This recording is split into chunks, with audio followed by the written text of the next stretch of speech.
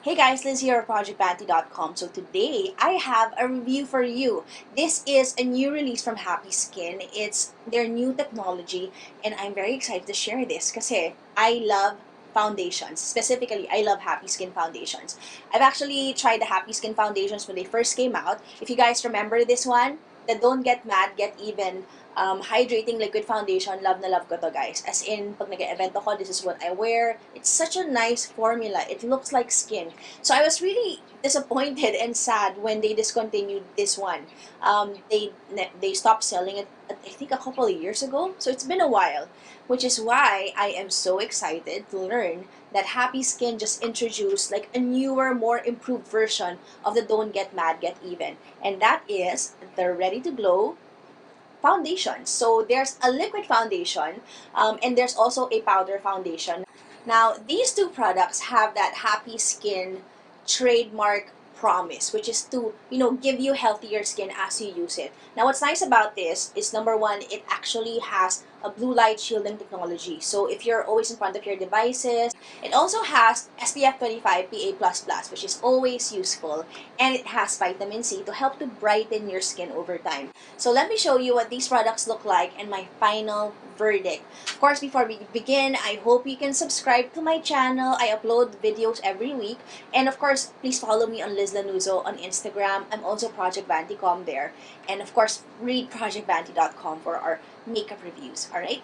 Let's begin. So here's my completely bare face. I want to show you guys exactly how this foundation applies. So you can see that I have some pigmentation around my chin area. I also have pigmentation here from a recent pimple that I got. So we're gonna apply the Happy Skin Ready to Glow Anti-E-Aging Liquid Foundation. Okay, so it looks like this. It has a really convenient pump. You don't really have to mess around with squeezing out the product.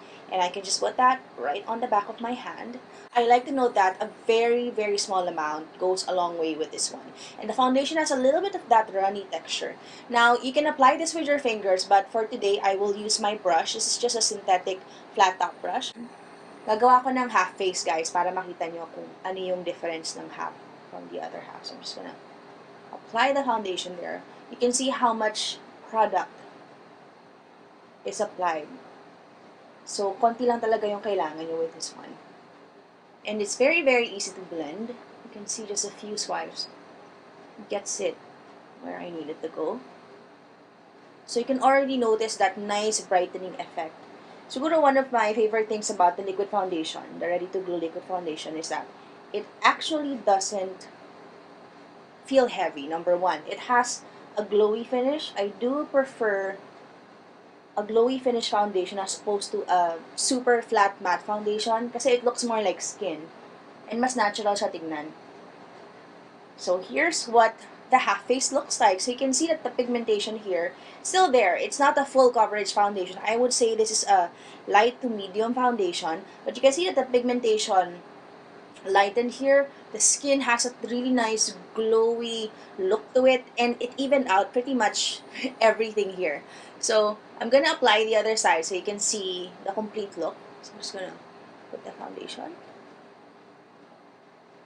on the forehead also. And I'm just gonna blend it with the brush. You can use a sponge with this one, although since the coverage is really light, I feel like a sponge will diffuse the foundation too much. So, mas ire-recommend ko na kamayin nyo na lang or gumamit kayo ng gantong brush, synthetic na flat top, to get the best application for this liquid foundation. So, I mean, look at that.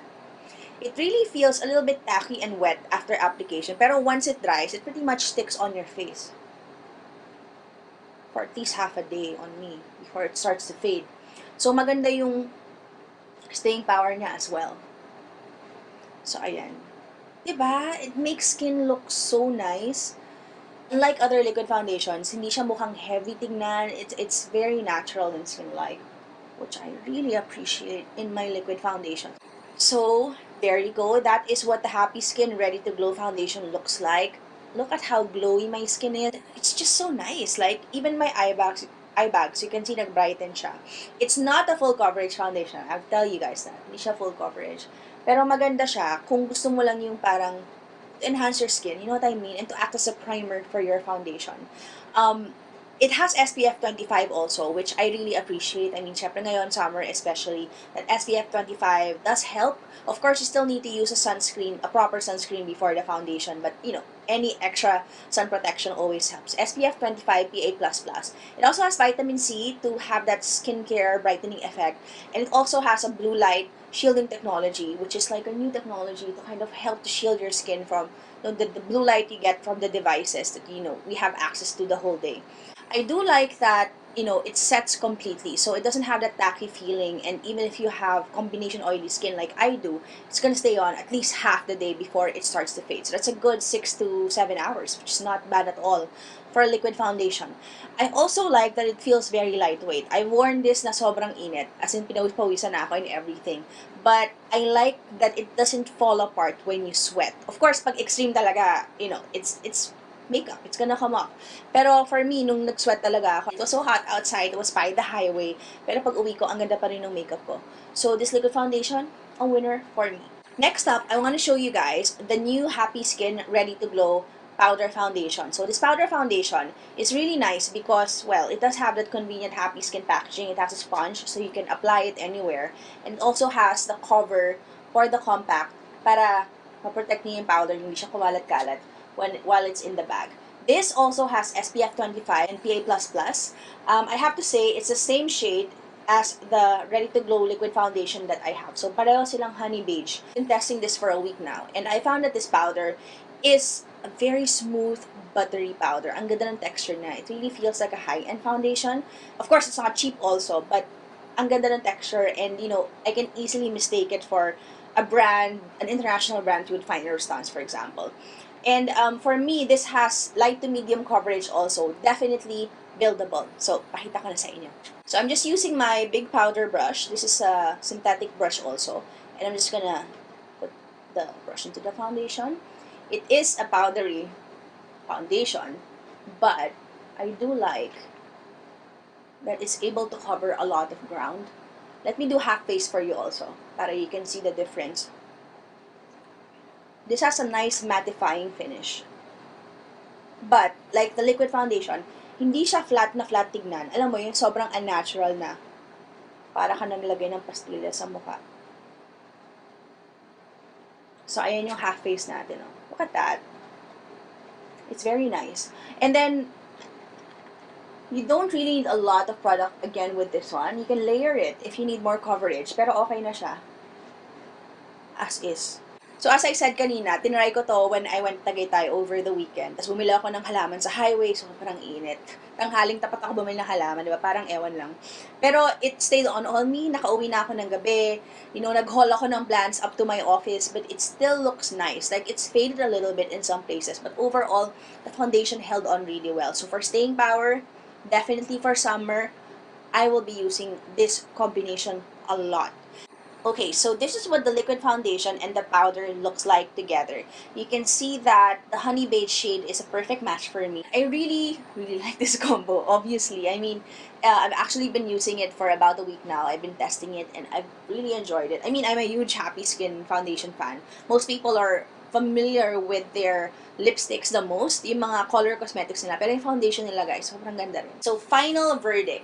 The liquid foundation, I really like this. I actually prefer applying this with my fingers, although syempre less messy with a brush. I also appreciate that it is a skin-like foundation, meaning it just looks like your second skin. It looks very glowy, it looks very natural, and it adheres well, which I'm always looking for in liquid foundations. Kasi pag masyadong basa, yung foundation, it doesn't quite set, it never works well for me. I mean, I have combination oily skin. I can get really, really oily by the end of the day. So, I appreciate this. It's not like a super mega long wearing foundation though. Like, I would say 6 hours before it starts to fade. But it fades gracefully. And I like it for if I'm going out na, yun, like half the day, over half the day, pwede siya. Of course, the powder foundation, the coverage is really there. I really love the coverage. It looks so smooth. It gives skin that nice poreless finish. I also like the powder foundation because it's very easy to apply. It's super easy to blend. Like, konting chok-chok lang nung powder brush. As you saw kanina, okay na siya agad. So, I really like that. These two products combined together, give me maybe 6 to 8 hours of wear even when I get super sweaty or super oily. Tested ko na yan. sa Cavite. Sa Tagaytay, nagpunta kami ni James. And yeah, I highly recommend these. If you are looking for a new base, these ones are worth trying out. So there you go, guys. I hope you enjoyed watching this review. Please don't forget to follow me. I am Liz Lanuzo. On Instagram, I am also projectvanty.com. And of course, subscribe to my channel. Nag-upload ako dito every week. Okay, I'm super active on YouTube now. And of course, don't forget to read projectvanty.com for your daily dose of beauty. I'll see you there. Bye!